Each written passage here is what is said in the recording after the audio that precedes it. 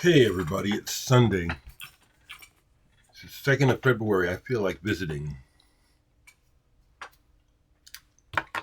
Cheers.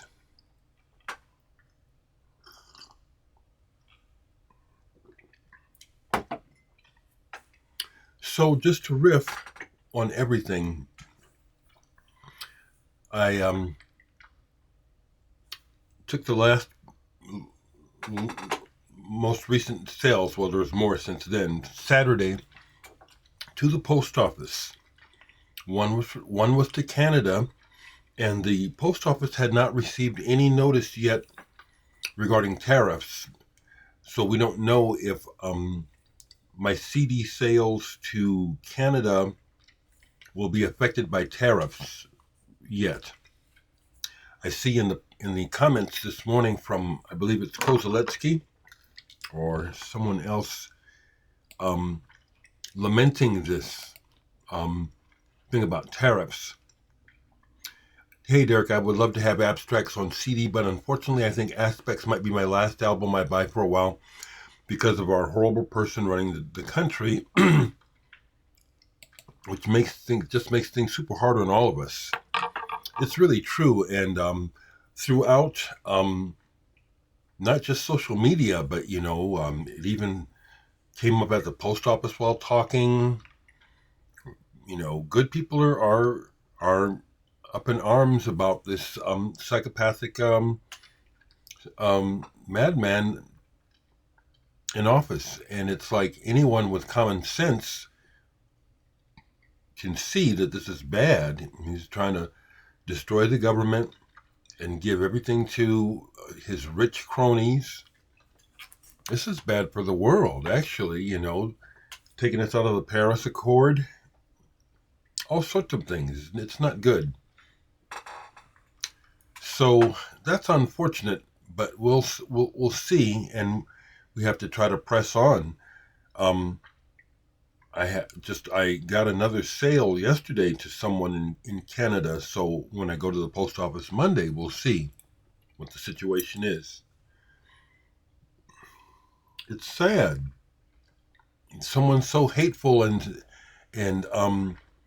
small-minded and just really unworthy is the president. He's a felon. Crazy.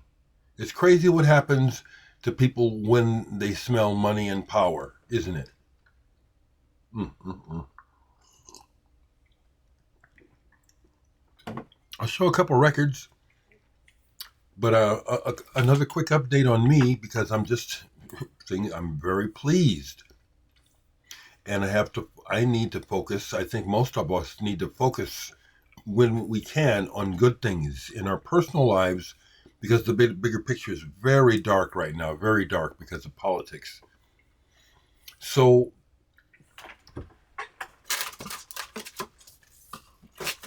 let me just do this.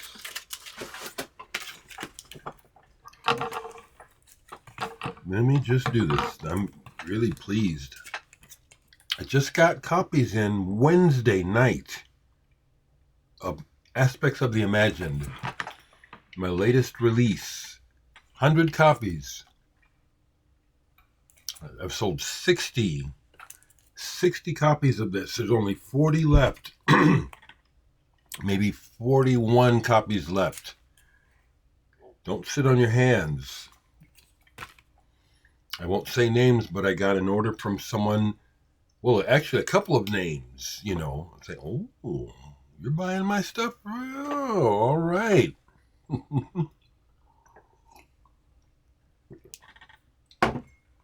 I won't speculate, but it's like, oh, this person's buying this. They have a company. That's why I'm kind of doing that. That person not only bought my new one, but they wisely bought Interlude as well. I'm telling you folks, all you folks that think that my new ones are different and better than Interlude, it's the same body of work. Okay? These are the last three of Sonicity, which everyone that's bought it has said, "We sign it, we sign it, we sign it." It's funny, but it seems like that Gran Turismo scam that is going around, not the Gran Turismo, but artist scam. Weird, but that's given it a higher profile, and I have sold to people whose names I've never seen before. You know, you folks who buy from me regularly, I'm recognizing your names. I appreciate that you connect with the music, because I know that's what it's about. These are the very last three. Get them before you can't. This I'm holding on. This is not an extra copy, but I'm holding on to it for someone. I want to, when I see them, I'd like to give it to them, sell it to them in person. So there's a story there. And then here is selling well. Once again, this is the bomb. The track that I shared yesterday, those chords. I love it when pieces of music like that come to me, because that comes about oftentimes because of a mood that I'm in. And then I'll just go to the keyboard and see what rises. I have more in that vein. Thank you, folks. So what I'm saying is, if you can afford to, go ahead and buy it while you can, my music. It's world class. I'm just really chuffed. Okay, I'll talk about some records and I'll wrap up with more personal news.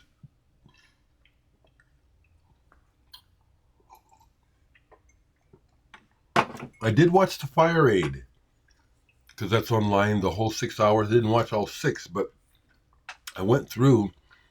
There were moments that made me tear up because of the event, what it was about, and the outpouring of love for people of LA. It wasn't so much any of the performances that really struck me.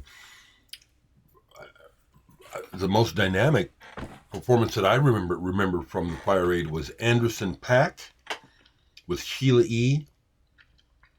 And when Dr. Dre came out, that was fire. But again, as an observer of culture, I did notice Green Day opened. Their response was okay, but when Billie Eilish came out, it was like pandemonium. But that's the difference, you know. I'm old, she's young, she's a young star. I didn't realize she was from California. I believe that's what they said. She's from California. She has quite an exotic look. I am not super impressed by her songs, to be honest. I'm not.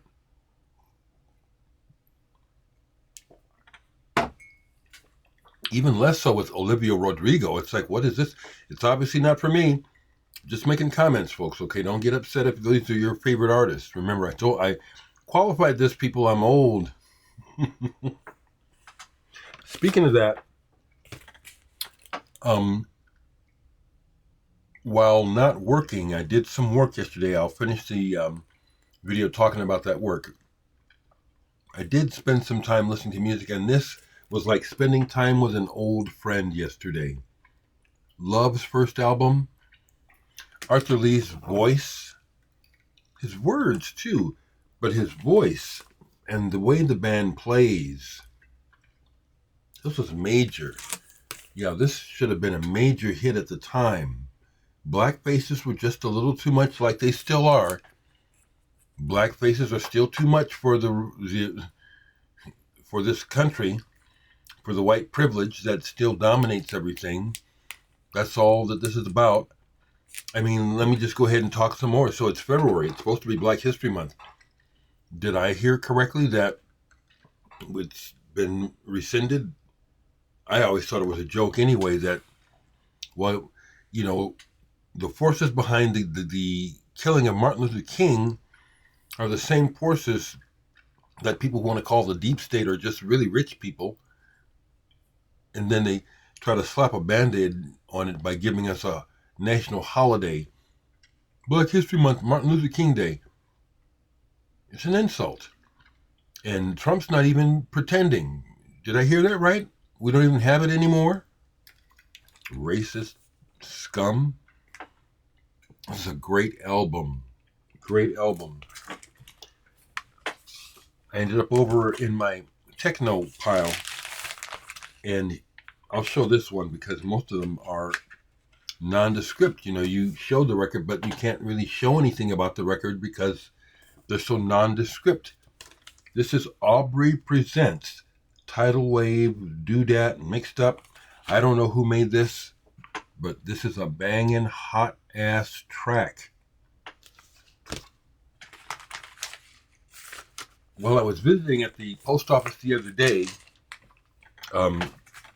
with the clerks and then other customers, because I just like to do that, and to me it's an opportunity to spread a sense of community that, well, I don't know you, but we are here at the post office, and this is our community, so we ought to get along. And I was sharing with, how did it come up? I don't know, but it came up that, some lady, I don't know who she was, but she was in line before me, and she was talking about how her gym membership was about to expire and stuff, and she wasn't sure if she was going to pay anymore. And I just piped up and said, well, I dance at home. That's how I exercise, and I did that, I'm not fat, I said, I'm almost 70. And then one of my favorite clerks at the post office, Andrea, said it. That's still hard for me to believe, Dereck, that you're going to be 70 in a few months. I dance. I don't sit on my ass all day. I sit a lot like we all do. But if I sat all day, like what can happen, like, for example, I'll go ahead and name someone because, it's obvious that they sit all the time for their work, and it shows. Alan Parsons, for example, when I was watching him recently, I enjoy interviews, but I could tell, and there was a couple other people who were engineers and stuff where you could see, Lamont Dozier too, you can see they sit all the time, and so it's all here in the stomach. But I mean, long hours sitting at the console or at the piano, writing and working. I consciously said to myself when I was younger, I don't want to be old and fat, so I'm not. I get up and dance. I walk too, not as regularly when it gets cold. I dance in the house.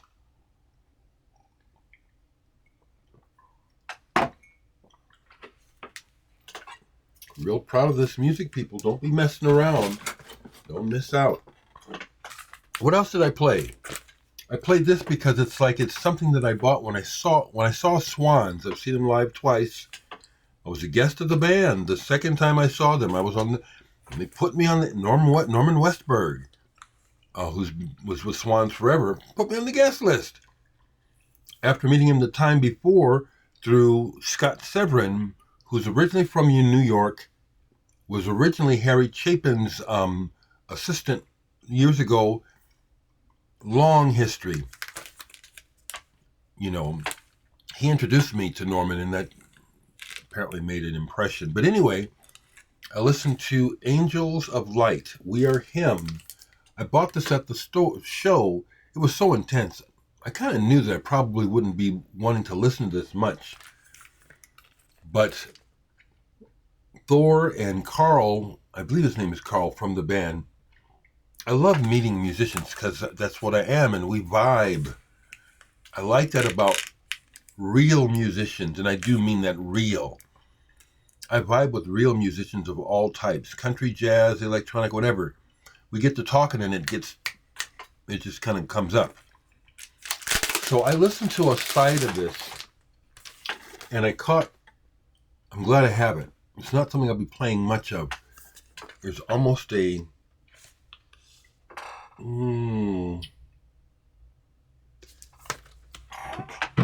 don't want to use the word religious, but confessional. There's something kind of confessional about Swans and Michael Gira, however you say his name, Gira, about his work. It's very personal, and it's like he's trying to move energy. He's trying to get right with himself. That's how it feels to me. I enjoyed this, though. I enjoyed it. Now, the other thing that I listened to that I really enjoyed, and I haven't played this in a long time, but it's an old favorite, Tarkus, Emerson, Lake and Palmer. Before I could afford a copy of this in high school, because this came out in 1970, 71, one of my rich friends from Creighton Prep High School where I went, so I had upper middle class friends that I made out there, and would go to their houses to listen to records and party and hang out and stuff. And my friend Mark had a copy of this. I just coveted it because of the cover. I couldn't afford a copy of this album for years. And this isn't my first copy of the album. This is a copy that I found years ago. Happily, UK island pressing, as opposed to for me, which would be typical in America, an American cotillion. I love this album. It holds up well. It really does. And it's just a great example of what progressive rock was becoming at the time, and how good it could be. This is a great album. I think that's it, because oh no, I knew there was one more thing. So in the music world, because in the larger music world, commercial music, this woman is not known. But in the music world, and through my social feed, I could see this. It was devastating. Pedal steel guitarist pioneer Susan Alcorn passed away a couple days ago. Susan Alcorn Quintet Pedernal. This is the only thing I have by her on vinyl. Her records are pretty hard to find. They're pretty collectible. And they're pretty special. She was 78. Man, that just gives me pause because I'll be 70, in July, and just looking around me and just the reality that, like leaves falling off a tree, it's just inevitable. But her passing really touched people.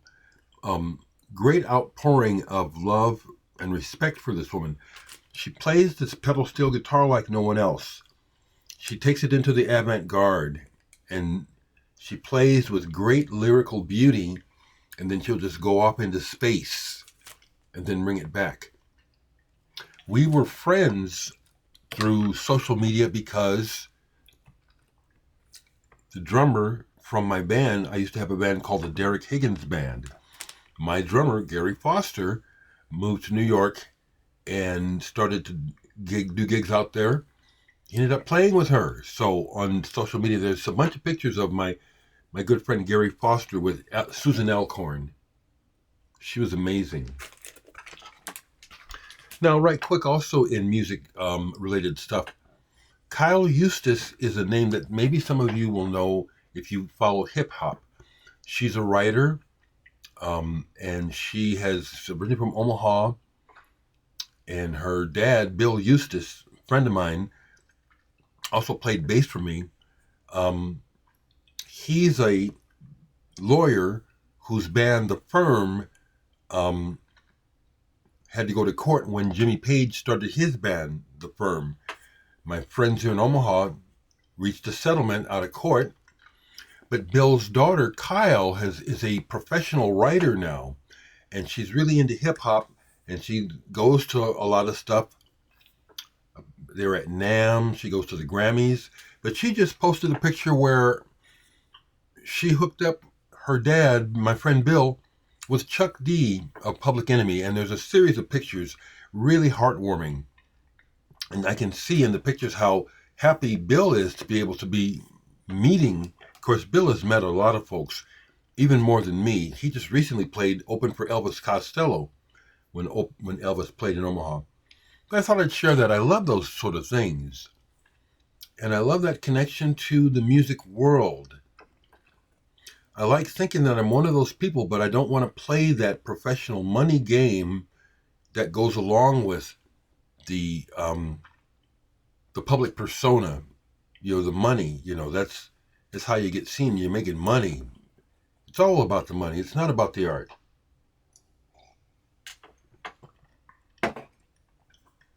So to wrap up, because it's 20 minutes, I spent the day yesterday. I ended up spending most of the day preparing my next CD. And this is what got me going. I was looking again at my releases on Bandcamp, looking to see what else on there before starting a brand new project.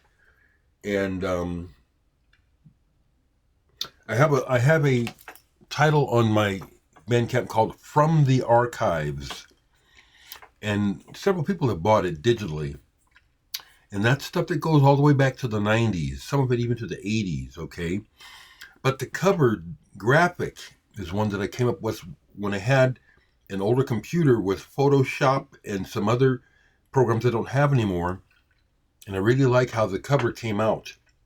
So I want to use it, okay? And so I ended up spending most of the day yesterday assembling a new From the Archives track listing. And what I decided to do was to not go back to the 90s, but just to go back to the beginning of my, because for me, this is really, once I got MIDI and was able to work with MIDI digital, was, for me, it was like the heavens opened. And that all happened around 2012, 2013. I've lost my original files, unfortunately. I have a frozen hard drive, external hard drive with them on it. And in order to get it fixed, it'd be expensive, and I don't even know anyone to do it. But anyway, those files are lost. So I could only go back as far as 2013 to start to look for material that might be releasable. And I thought to myself what I was going to do is I'd start at 2013 and move forward each year as I would find stuff that is worthwhile. It was a wonderful exercise in rediscovery because you stop listening as you keep moving forward, and all these favorites and all this is, wow, I forgot about this. Whoa, it's like really good material, and it just brought back to how over the years when I would sit in here and do playbacks and listen and just really be pleased, but also fulfilled with how good the music was coming out. I didn't even finish 2013, and it came up with an hour's worth of seriously good material on the same level. That's what I'm so pleased. All this stuff, including the muse, it's all on the same level. It's good. It's like it had to get past me. It's like I'm the one that's listening. So I don't want to be listening to no bunk. So what I'm saying is, in time for the first Bandcamp of the year in March, I should have another title on CDR to offer to you called From the Archives. That's what I did yesterday, almost all day working on that. And it was a revelation. It was wonderful. It's like, wow, this stuff is good. Okay, that's what I want to share today, folks. And pick up on this music. Some of you folks don't have any money, but some of you do.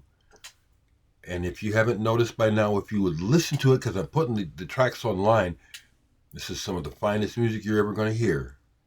It is. I'm not over speaking. Okay, folks, take care. Family, thinking about you all the time. Love you. Crazy world, isn't it? It's a crazy world. Take care.